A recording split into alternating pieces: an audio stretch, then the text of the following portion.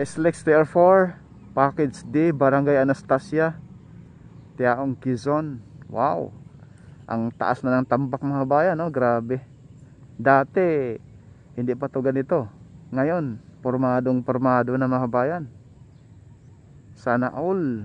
So good morning mga bayan, yung kaliwa, yan po yung Tiaong Interchange papunta rito sa kulay pula na marker. Yan na po yung Anastasia. So mula dyan sa pula papunta rito sa may Barangay Kabatang ng ating update. Madaanan na rin po natin yung mula Anastasia papuntang Lusakan hanggang Kabatang tayo, no? Ayan po, yang may marker dyan sa baba, yan na po yung Barangay Lusakan papunta rito sa Barangay Kabatang, yung ating i-update ngayong umaga. Nawisamahan niyo po si Porca Studio sa ating panibagong update mga bayan rito sa SLEX TR4 Package D na may habang 15 kilometers, no? Mula sa Tiaong hanggang dito sa may Candelaria, Quezon.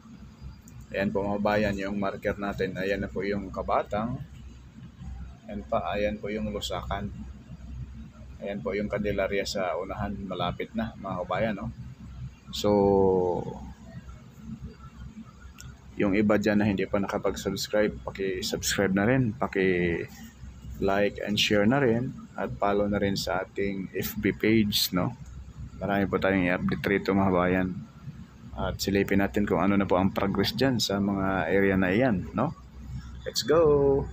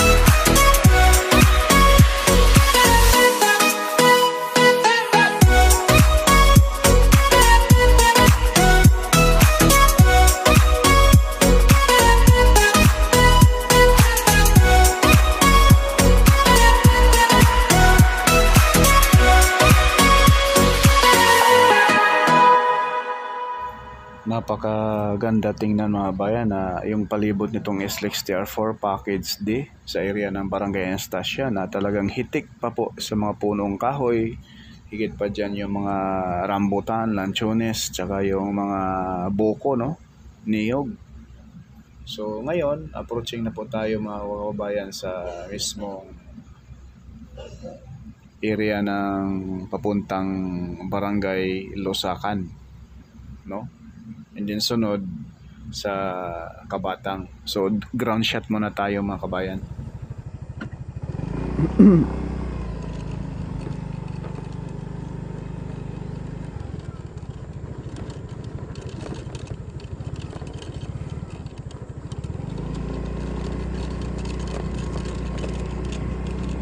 Ang lapad na rin ng tambak rito, mataas-taas na rin.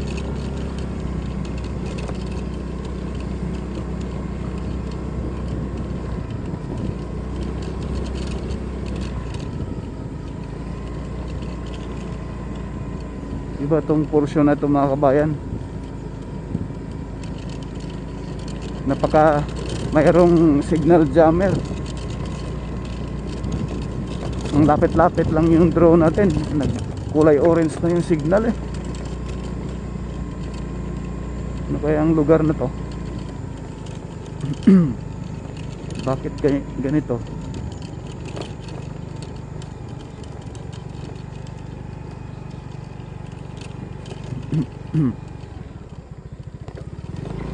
Yan, tambak na yung panambak nila. Dahil dito magkakaroon ng posible concrete box culvert or tulay dahil sa barangay road. So ngayon diretso tayo.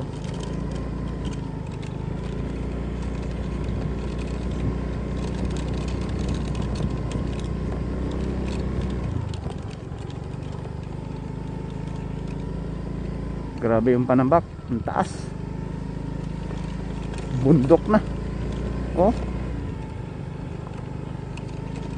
saan kaya kinuha tong lupa na ito?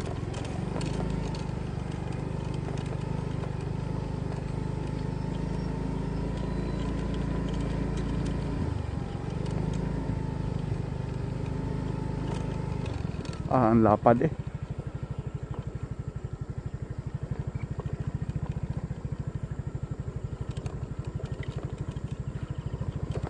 Kung maulan to mga kabayan, ay sigurado bulaho tayo rito. Buti na lang, thank you Lord, dahil walang ulan. Yun nga lang, alikabok to sobra.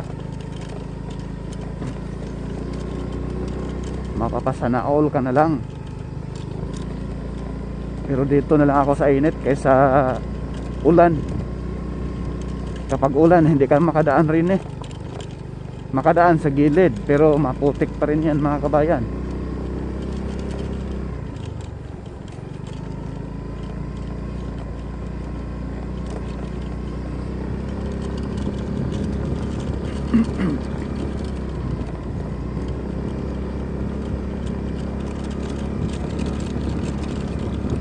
Sobrang lapad na rito. Diyan sa unahan ay malapit na yan latagan ng simento. Ayan oh. May na mga kabayan, may marker na para sa paglatag ng concrete cement. Sana all. Ayan. Ayan oh. Ayan oh. May marker na oh. Dito tayo sa gitna banda daan. Sobrang kinis na. Ayan. Posible ilalagyan pa ng graba yan sa gitna bago semento. Pipisunin pa yan mga kabayan para matibay. Dikdik na dikdik, pang long term solution po yan mga kabayan, yung ganitong sistema. Pang matagalan na expressway, di gaya sa ibang bansa na expressway nila kadalasan more on elevated, parang tulay siya, mabilis lang yan masira. Pero ito pang long term solution, kasi ito pag masira ang semento siyempre re-repair lang. Napakalapad, Jesus name. Ganda tingnan eh. Sobrang tuwid eh. Grabe oh. Tuwid na tuwid. Sana all.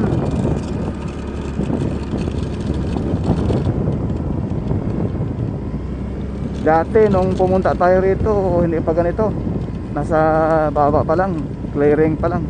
Pero ngayon mataas na yung tambak. Ang laki ng progress.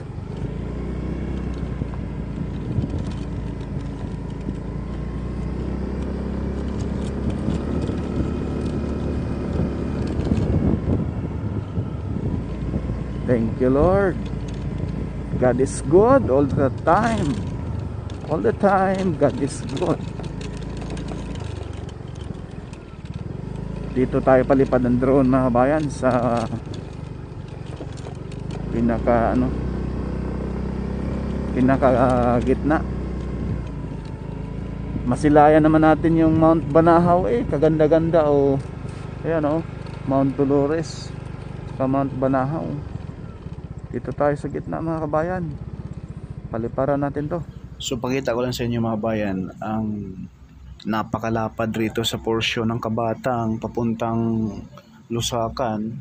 Ano kaya, bakit kaya sobrang lapad, mga bayan? Kahit 3x3 lane ito 4x4 lane, kasyang kasya Ayan grabe ang tuwid, mga kabayan. Sobrang tuwid. At mataas na rin yung tambak. Makapal na yung ng naitambak na lupa dyan, mataas na. Kahit anong bahay hindi naaabutin. Yan po, grabe naman, ang ganda. Ito yung portion ng Tiaong, Candelaria, Sariaya, Lucena, mga kabayan, kung ito ang gagawing industrial economic zone dito sa Quezon, dahil napaka-strategic na lugar dito, dahil yung Lucena Port, mga kabayan, napakalaki din po ng port ng Lucena. At kita nyo naman yung lupain rito ay ang ganda-ganda dahil hindi patag.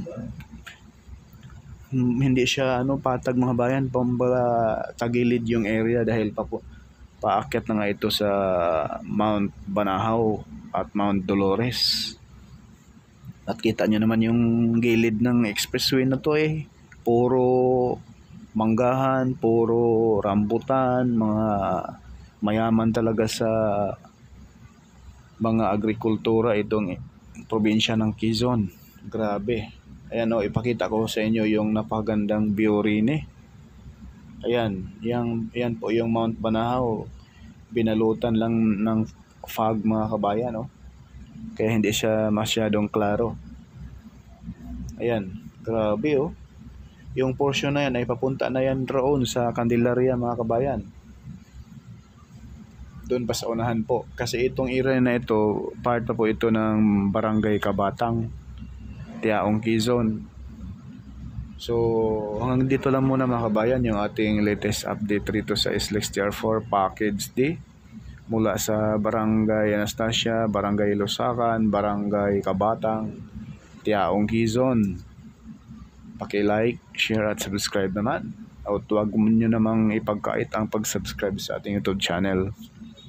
Grabe ang ganda rito na lugar, mga bayan. Talagang mapapawi ang inyong problema once na ito'y makita ninyo. Hindi lang masyadong klaro yung ating video drone shot dahil sa against the light, foggy ang area at napakalamig. Sobrang lamig rito, mga bayan. Grabe, napakaswerte yung mga may-ari ng lupain rin So next update natin, mula rito sa Kabatang papunta doon sa Candelaria mismo, sa interchange mismo. Abang-abangan pa ninyo, mga kabayan. Pakita ko po sa inyo yung pinaka interchange ng Package D sa may Candelaria, Quezon. So ayan po yung drone natin. Enjoy lang po sa panonood. Huwag lang po natin kalimutan subscribe yung ating YouTube channel, Purka Studio, at follow na rin. Kita nyo naman yung napakagandang view rin sa Quezon Province, sobrang ganda. Shout out naman dyan sa taga Quezon Province area, from Tiaong, Candelaria, Sariaya, Lucena. Purka Studio, hindi sikat pero nag-aabot ng balitang tapat. God is good all the time, God is good. Maraming salamat at God bless po sa ating lahat.